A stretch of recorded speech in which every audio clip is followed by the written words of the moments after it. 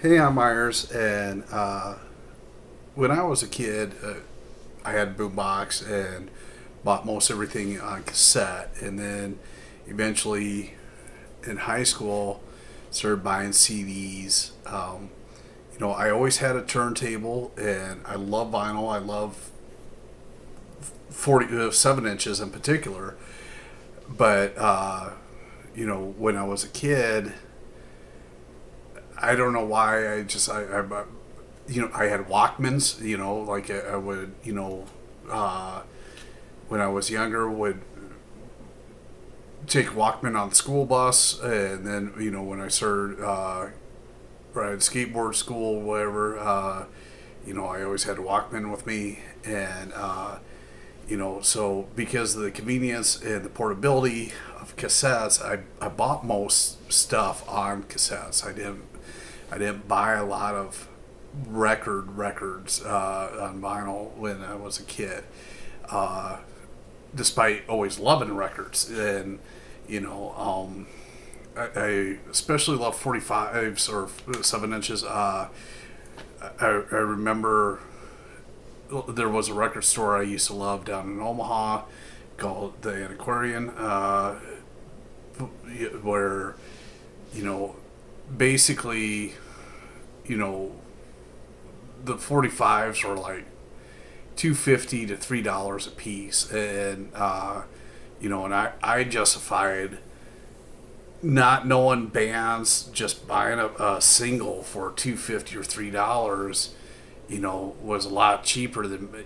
I mean, you could buy like 6 singles for the same price as buying one CD, and that was my rationale behind buying a bunch of 45s when I was younger.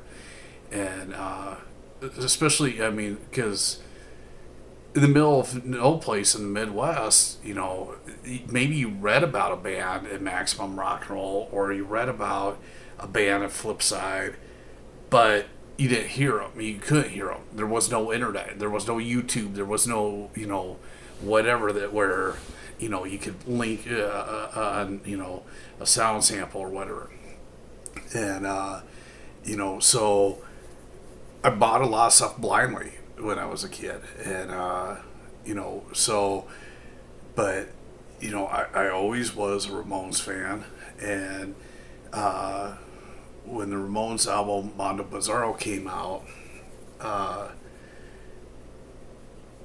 believe, I could be totally wrong. I believe it was only available on cassette and CD. I had it on cassette, and at the time when Mondo Bizarro came out, Joey Ramone in Joey Ramone fashion is like, well, it's not our best album, but it's an album.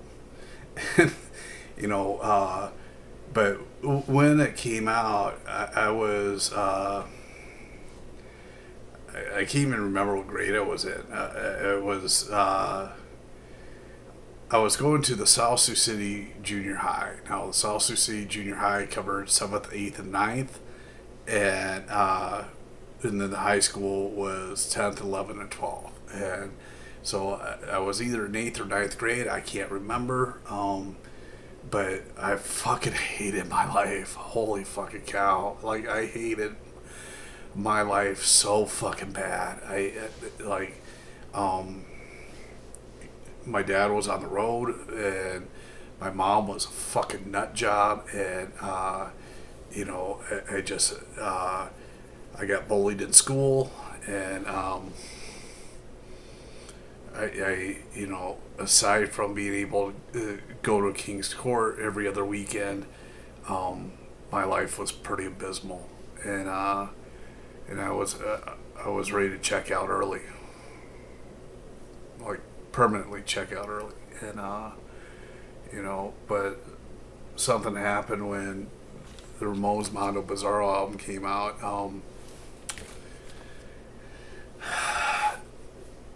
There's the last song on the A side is going to be all right. Like, yeah, as a lifelong Ramones fan, it's not their best fucking album. I know different Ramones fans will argue about which is the best album, but anyways, I mean, fuck, my favorite album, aside from the drum tone, is Subterranean Jungle. It's got that over-processed '80s drum sound to it, but I love all the songs on Subterranean Jungle. But yeah, the song Everything's Gonna Be Alright. I was ready to permanently check out, and there was something about this song that, when I'm in 8th or 9th grade hearing this song, and this promise of Joey Ramones of like, everything's going to be all right, everything's going to be okay, and like, I don't know, like, there was something about that just made me stick it out. Like, I fucking hated junior high so fucking bad. Like, there was King's Court in Sioux City, and we were getting bands from Minneapolis, and touring bands from all over the place. But like, I remember a lot of great fucking shows. Like the Poster Children come there, and that was one of my favorite shows, seeing the Poster Children. Great fucking band, and but I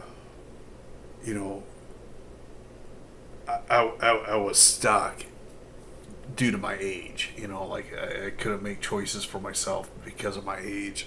I was forced into horrendous situations at school, at home. Just like, I had no control over my life, and and which led to me doing a lot of drinking, getting into drinking at that age, and as an escape. But like, that promise of everything's gonna be all right, everything's gonna be okay, yeah. Like, I held on to, be able to, get to the point where I did have some control over my life, where I could make some decisions. And when I did have control over my life, I made a lot of shitty decisions in my teens and 20s, and I hated most of my teens and 20s. It wasn't until I started I got sober when I was 27, and even then,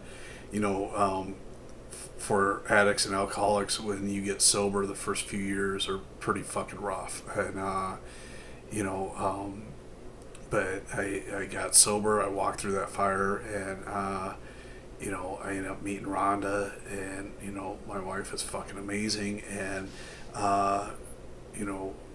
we got amazing family, and shit just happened. I got bored and was fucking around with circuits, and ended up starting Sioux guitars, just out of boredom, because I'm sober, and I didn't have anything really going on, and so I'm soldering these circuits and shit, and I kind of just started Sioux guitars, which has been moderately successful. I've felt really lucky working with the artists I've worked with at Sioux Guitars. Worked with my heroes, Rick Agnew and Cheetah Chrome, and the guys from Degeneration, and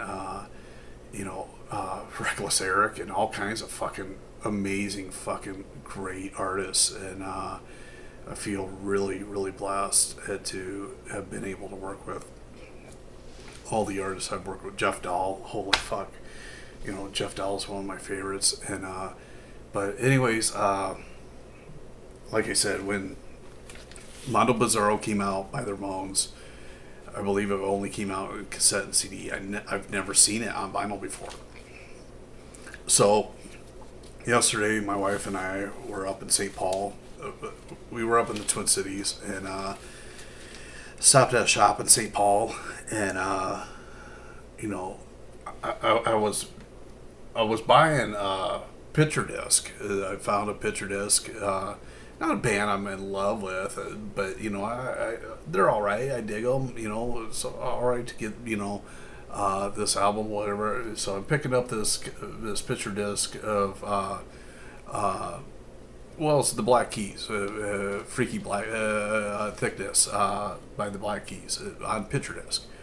So I'm going to check out, and you know, and I just happen out of the corner of my eye see this on the wall behind the cash register, and I asked the kid working there, you know, how much, and you know, so my wife ended up buying this for me. It was pretty spendy, you know, for this, you know, $240, which,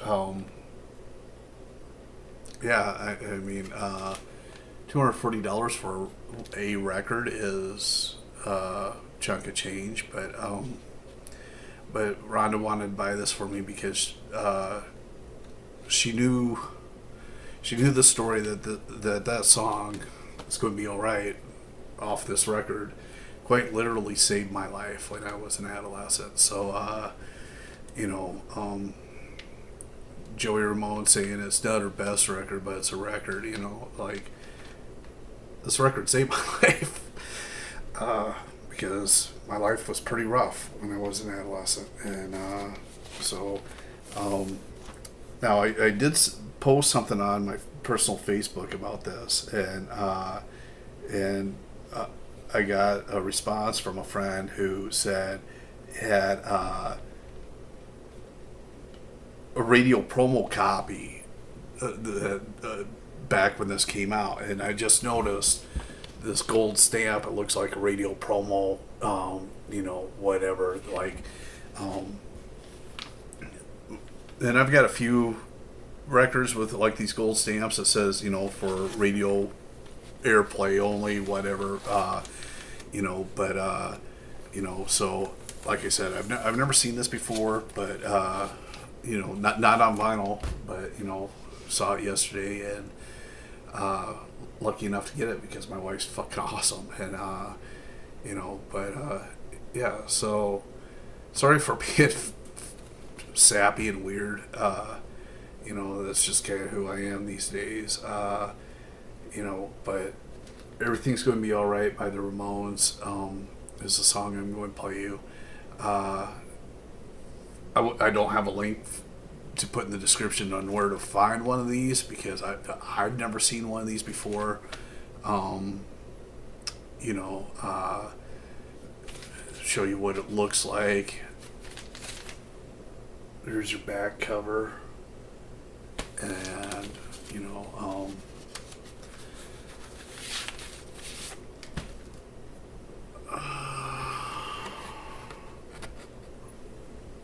there's your, you know, it's pretty utilitarian black vinyl, 140 gram, but yeah, I feel lucky to have this, and so anyways, if you like these videos, please like the video and subscribe to the channel.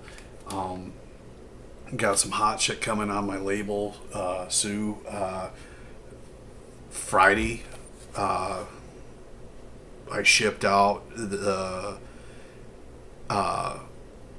pre-orders and the band's copies of the Rebel Flesh's More Than Rock and Roll, which is a phenomenal record. I'm super excited to put that out. You know, I've never met those guys in person, but great fucking record, and I'm super excited to be working with those guys. I've got the covers for the Mondo Bizarro, I'm sorry, I've got the covers for the Mono Deluxe album that's on its way. The press says it should be pressing in early August. However, I do have the vinyl for the Gorilla Teens' new LP, but I don't have the covers because the vinyl come out of sequence. You know, the Mono Deluxe is supposed to be number 13. I've got the covers for it because that was supposed to be the next one out, where Rebel Flesh is number 14, and that's out already, despite being a later number. And I've got the covers for the Gorilla Teens coming this week, and then I also have the vinyl for the Loose Rails, Red Turns Green, but I don't have the covers for that, and the covers for that should be coming in the next week or two. So, yeah, got some exciting shit coming on Sioux. And so, anyways, stick around for some great fucking punk roll. And thanks for listening to these stories about records that changed my life. So, anyways, everything's going to be alright by the Ramones. Enjoy it. Thanks for watching.